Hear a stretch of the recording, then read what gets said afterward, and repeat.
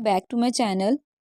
आज हम बहुत इजी सा कंसेप्ट देखेंगे अपने सोशल डीएक्सिस के बारे में कि सोशल डीएक्सिस क्या होता है और उसकी एग्जांपल्स क्या हैं। लेकिन उससे पहले अगर आप मेरे चैनल पे न्यू हैं तो लाइक सब्सक्राइब और शेयर करना मत भूलें।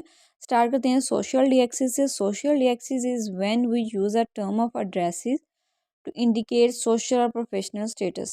In many languages, there is a distinct change of form for second person pronouns to indicate familiarity or politeness.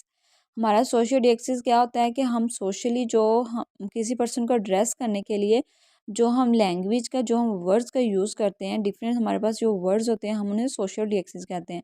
Social डिएक्सिस में हम मोस्टली क्या करते हैं, सेकंड पर्सन प्रोनाउन को इंडिकेट करते हैं कि हम सेकंड पर्सन का नाम लेके कोई अपनी पोलाइटनेस और फेमिलियरिटी को शो करते हैं। तो ये इस तरह से हमारे सोशल डिएक्सिस को प्रेजेंट करता है। इसका मेन पहचान आप क्या है कि आप इसमें सेकंड पर्सन प्रोनाउन को रेफ़र करते हैं, यानी कि यू योर्स को हम इसमें रेफ़र करते हैं। For example, Jane is talking to his friend in German and when he wants to say you will use due.